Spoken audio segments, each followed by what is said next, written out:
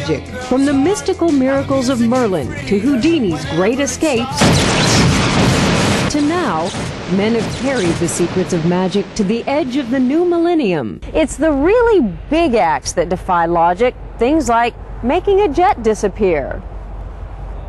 There's even a magician who could make something as massive and huge as the dome of the Texas State Capitol disappear. Wow. Magic? Not quite, but to reveal the secrets, we'll have to travel all the way to Montreal, Canada. Why? Because this is where Herbert Becker lives. Becker is the magician who is pulling back the curtain with this book on the closest thing America has to Oz, David Copperfield. Remember when he made the Statue of Liberty disappear? Impressive, but the explanation is fairly easy. Becker says Copperfield hired actors for an audience, then built a platform with one very special feature. It was actually like a large Lazy Susan, a big turntable. A stage curtain goes up, blocking the audience's view of the brightly lit statue. While he talks to distract the audience, the platform slowly rotates them around towards a view of a fake platform at sea. You'll see all the plants on this platform shaking and shaking and shaking. The lights on the real Statue of Liberty cut off. The lights on the fake platform go on. The curtain comes down and lo and behold, Liberty is gone. The screen goes back up, Copperfield talks more, the stage rotates back to the statue, and when the curtain rises, magic. And what about walking through the Great Wall of China? Becker says what Copperfield calls his special camera is actually a projector, projecting an image that appears to go through the wall. In reality, he says Copperfield's behind the shadow box. David never actually steps into the box. This may look like a man going through the wall, but Becker says it's done with Jim Henson-type puppets. Off your TV screen, Copperfield rides the special camera's boom to the other side of the wall. He climbs into portable steps with a trap door to the platform. Then at the right moment, they shut the image off, and that's when he rips open the curtain. You see him standing there.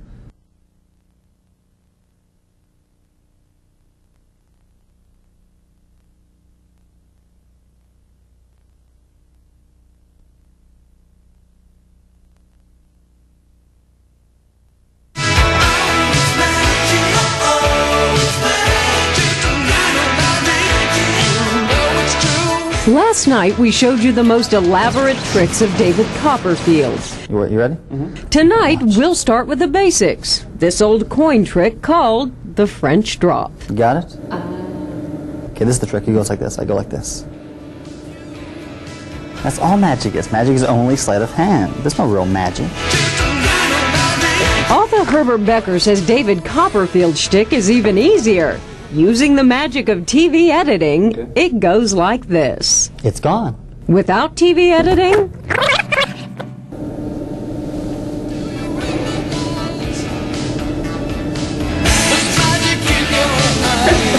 Something else that stumped audiences for years and cost more than one gambler his hard-earned dollar. What we have are 3 cards. Put on your eagle eyes. This is the 3-card Monty. We show 3 cards, 2 red kings, 1 black king. We turn them over. We take out the center card, the black king, we throw it on the table. We mix up the other 2 cards to mix you up. What card's on the table? King of Spades. Did you guess the King of Spades? Place your bets. The trick? This one's special because on this one there's a little flap. Like that, you see? And this card goes behind the flap. Like that. And why don't you see it? Because this card goes on top of it. Like that. Last but not least, these magical linking rings. Take them like this. We'll go like this. And we'll go like this. Watch. Okay? That's how they link together. They come apart just as easily. Watch. And the hole in this illusion? So when I put them together, this finger is in front of the hole. So I merely take the ring and then I push it through there.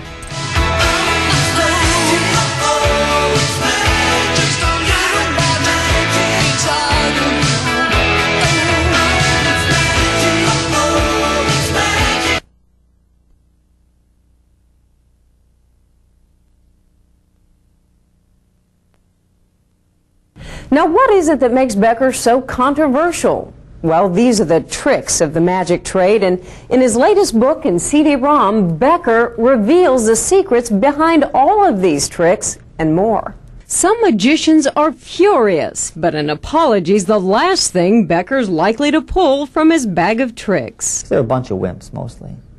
They're poor entertainers. They depend upon the mechanics so much that they're afraid if someone knows how the mechanics work, they're out of business. Magicians say Becker's revealing vital secrets. And they're right, I am. Because the secret of magic is not the trick. It's the performance. That's what makes magic special. His critics also claim that by exposing his best tricks, Becker's just trying to ride David Copperfield's coattails to fame. Copperfield doesn't have any magic secrets. He's not a magician. He's a performer. And just how did Becker manage to figure out all these tricks? They're basic tricks. The tricks really have not changed for years. In the cruelest cut of all, magicians have labeled Becker, who once escaped from a straitjacket faster than Houdini, breaking the Guinness Book World Record, a bitter and failed magician. Indeed, he admits, after traveling the circuit, it just didn't seem as if I was getting anywhere.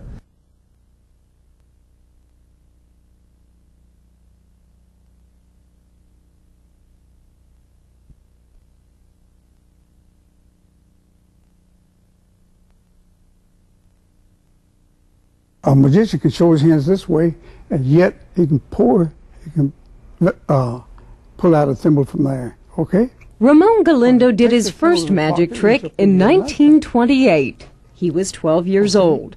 For 69 years, he's kept the magician's code of secrecy. I'm from the old school, and I was brought up not to show.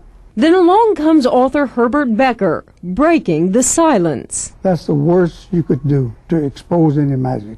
And yet most magicians agree on one thing. The great magician transcends the tricks and transcends the secrets and gives the audience an experience of magic that even knowledge of where the mirrors are or how the strings are pulled really should not affect. Brad Henderson says sharing the secrets can only make people appreciate the art even more. But the silver coin's actually a trick coin, because if I take it and throw it hand to hand, it gets very big, just like that. But you can bend it up so it doesn't really count. Here, go ahead, Jennifer, take the coin and bend it. Just bend it in half. Well, if you wait too long, it becomes a solid hunk of metal, and that's the mystery of the copper and silver coins. I've studied music all my life. I know how music pieces are put together, but I still love Beethoven. Yes, no matter what the trick, it is the magician that makes it magic.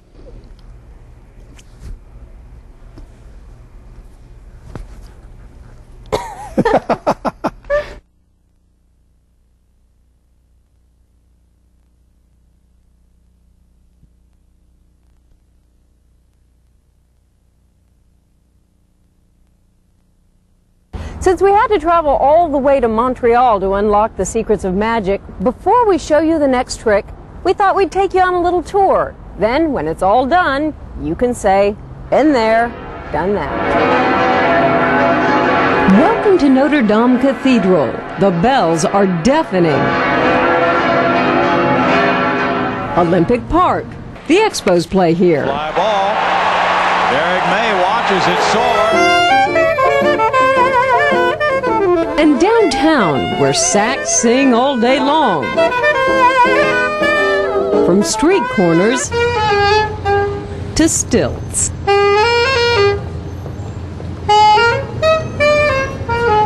Statues strike a pose or two.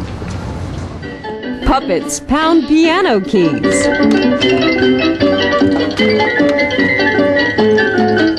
And yes, we even met Canada's own Music Man. Un jour on fait la pirouette et derrière les verrous, croyez-moi, on n'est rien du tout. On n'est rien du tout. And don't forget the food. The restaurants are fabulous. There's French, there's Italian, and don't forget the pastries. I think I'm just going to try this one right now. Not if you want to levitate, you don't. I forgot. He's right. There's actually a weight limit for this trick. You can't be over 90 pounds, and I'm already pushing it, so I can't add even an ounce. So here's the trick. 2 chairs, 1 board across. I sit down. Herbert takes out 1 chair, takes out the board, and presto changeo, I'm floating. Kind of. It's called the Chair Suspension Act. A reinforced bracket on the chair actually holds this board. Turning it into a giant diving board. A fake board goes underneath. When the person is lying here, you don't see anything because the person is covered with a blanket. The fake board that I took away was what people thought you were actually resting on. And this is probably the smartest new thing in magic in 100 years. And that's the secret of floating on chairs. I'm serious about that. That's the best gimmick. Because the trick used to be just this. There was a board. I would carry a board out, put the board here, girl sits down, the whole thing's over. But this made it really interesting. Now once I was working in Atlantic City.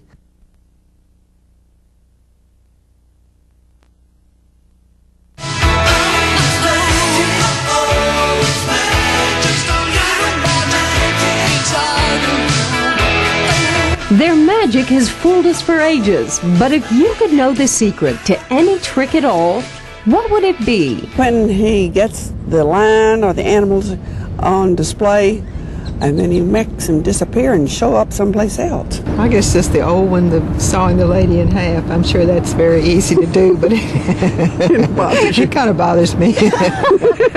One time I saw a guy swallow half a dozen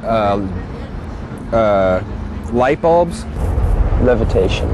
Levitation? Mm-hmm. The famous sword trick. You've probably seen it done a dozen times. And since you asked, we're going to show you how it's done. But remember, if you want to know, but you really don't want to know how it's done, now's the time to leave the room. It starts with this medieval-looking contraption. And, of course, a sword. And then we push it through. Something like that. Then we leave her there like a shish kebab. How is it done? So the simplest way of showing how it's done is to take it like this and go like that. Survived the sword, now on to daggers. Hello. Hello. Goodbye. Bye. All right.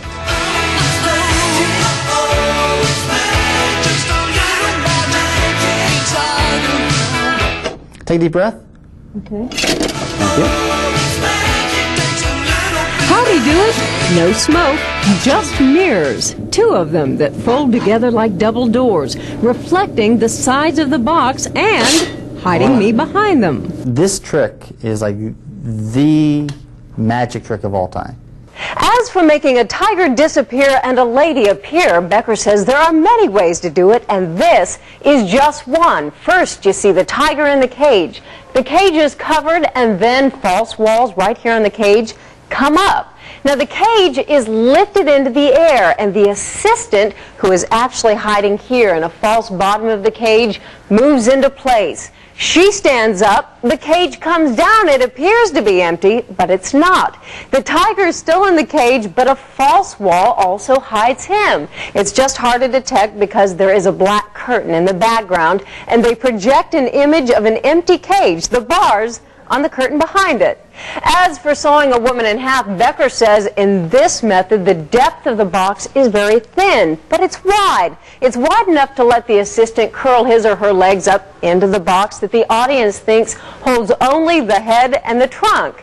The legs and the feet that you see right here are often fake. In fact, a lot of times they're mechanical and you see them move. Now, Neil and Cliff, I think that the secret of magic actually lies with the performer, but now you know some of the mechanical secrets of magic. Not quite. Of course, you'll never know how everything works.